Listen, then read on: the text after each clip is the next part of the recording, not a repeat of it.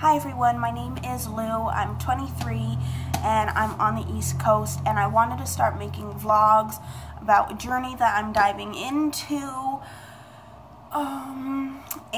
And I thought you guys would like to go around with me on my journey. I am afraid. I'm going to start vlogging my attempted recovery of bulimia and working through borderline personality as well. I don't know how long I can say I've been in recovery for. I've had bulimia, well, an eating disorder, for about 4 years. It started off, I wouldn't say anorexia, but just very heavy restricting. And a couple months later, making it just about 3.5, I had my first purging. I ate a regular meal, there was no binge, and I purged. And then from that moment on, I have dove completely into bulimia. And so I've been struggling with that for 3.5 years. Had some health complications, blah, blah, blah, all that stuff. I'm sure I will talk about that more. And I was recently diagnosed, although I know I've always had this, because you always do.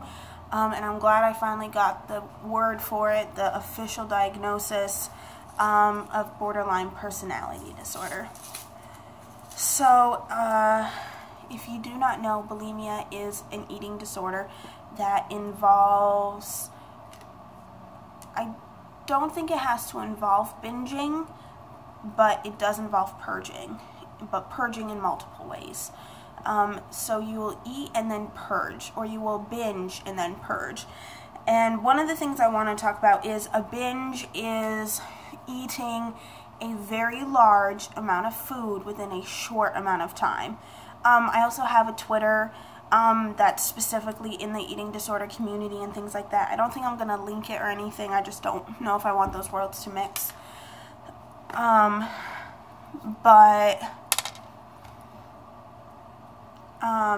Sometimes people will post things and they'll be like, oh, like they ate a muffin and they're like, I just binged. Or they're eating like a actual regular sized meal and they're like, I just binged. And I understand that that can feel like a binge to someone, that you can feel like that's a lot of food and stuff, but there is definitely a clinical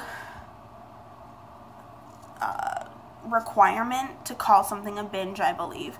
Because when you really binge, you actually binge, and you understand the immense difference between eating a regular meal or eating, honestly, maybe just pigging out and then having an honest to goodness fucking binge. You can also purge in multiple ways. You can purge through over-exercise, by vomiting, or laxative abuse, diuretics, anything to get what you put in fucking out. So, I've been struggling with that for a while. This past November, I was hospitalized twice for 2 suicide attempts. I'm sure I'll make a specific video on those.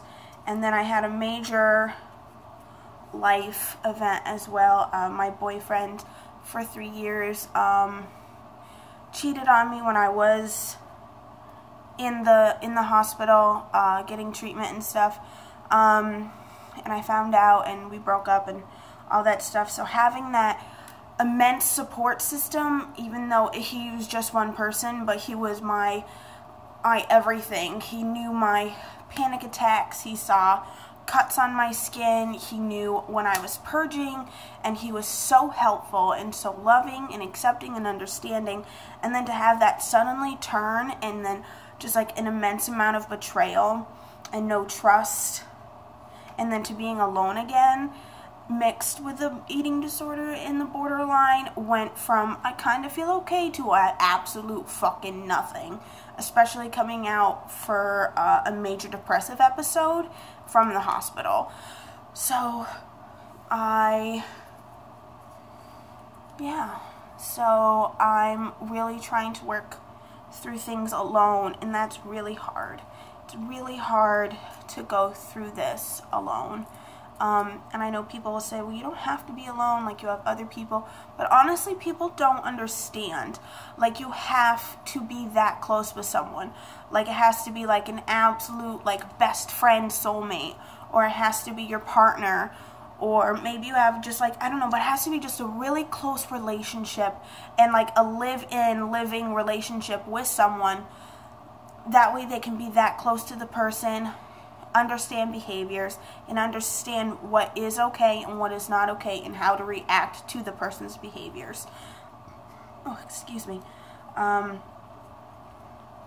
So, I know, like, I have family and I have friends, but this person, this guy, we'll call him John. John, felt me. He knew everything. He knew how to react. He was my absolute security blanket.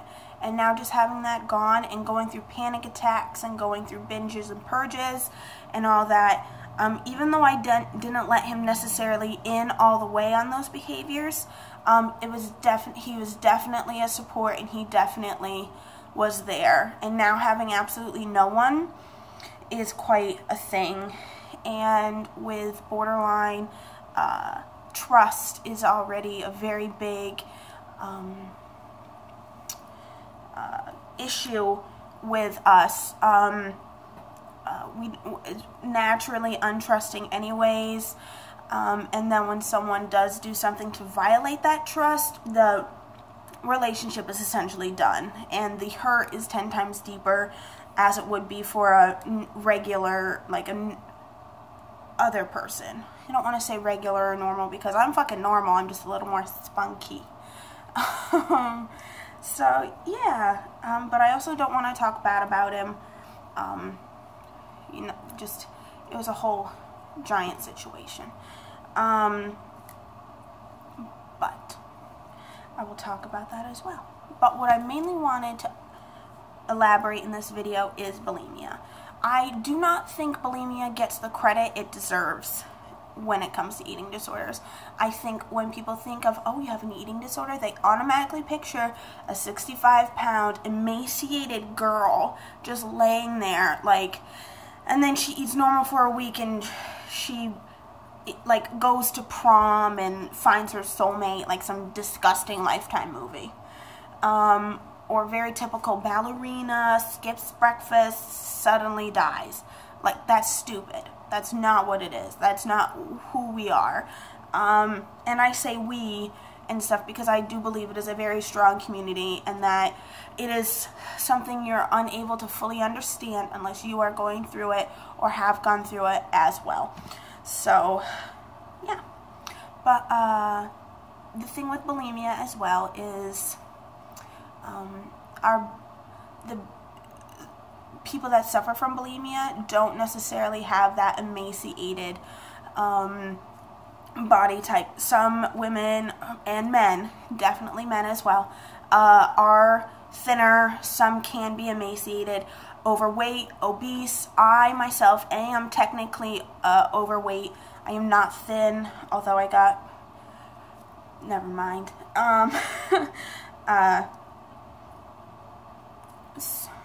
So I just think that we are lost in a crowd. Like, if I was to go to someone and say I have an eating disorder, I think their first reaction would be like, no, you don't. Like, you're fine. Because the way I look physically outside would assume I would not have an eating disorder. But if you could, like, open up my stomach and see all my internal organs that I have fucking damaged through years of laxatives and purging and binging, and you'd be like, yeah, okay, yeah, I could see that. I could see you're just a little sick. So I think we need to take the credibility of this very seriously. When someone says, I think I have a problem with food, you need to take that seriously, understand, well, what do you mean problem? Are you skipping meals? Are you eating more? Are you purging? Are you over-exercising? Is there an anxiety around food? Because you can also have an eating disorder, but you can have disordered eating. Major difference between those two. So, also, people know that anorexia is the deadliest of mental illnesses, like eating disorders and stuff. But I looked up some statistics, and the website I'm getting these from is eatingdisorderhope.com. So if people are going to start yelling at me for some statistics, just hop on over there. So it's automatically known, like, anorexia is, like, very fatal and such like that. And I'm not, like, denouncing that at all. I just want to bring credibility along to bulimia. Like, anorexia is devastating. It is just as bad. Like, there is no one is worse than the other. None of that. I just want to make sure we're all on a level playing field. So 4% of people that suffer from anorexia will die of complications of the disease. So 4% there. Bulimia is 3.9%. So anorexia is the most fatal, but bulimia is just behind that. So it's no discredit towards bulimia. 3.9% of bulimics die. So that is essentially just about as much as people that suffer from anorexia. So overall, eating disorders are fucking deadly. They're dangerous. It doesn't matter if you're 65 pounds. It doesn't matter if you're my weight, less than my weight, or higher than my weight, and you're bulimic, and you look fine, but you can still honestly just drop dead. We're fucking with electrolytes, fluid balance, things like that your body needs to regulate our systems. We're just fucking with it. And your body gets pissed about it, and it'll be like, well, fine, then if you don't want to work with me, I don't want to work with you, and that's where all the problems start. And I also learned that only 6% of people with bulimia get treatment. I'm not sure about anorexia. I'm sure it's just down far as bulimics are. But I just want people to understand that bulimia is just as serious as anorexia is. Same with binge eating disorder. Same with EDNOS or OSFED. I believe that's the new initials they're putting towards it. I'm not sure. But I just want people to know and understand that bulimia is serious. And anorexia is just give credibility to the person when they open up and tell you, hey, I think I have a problem.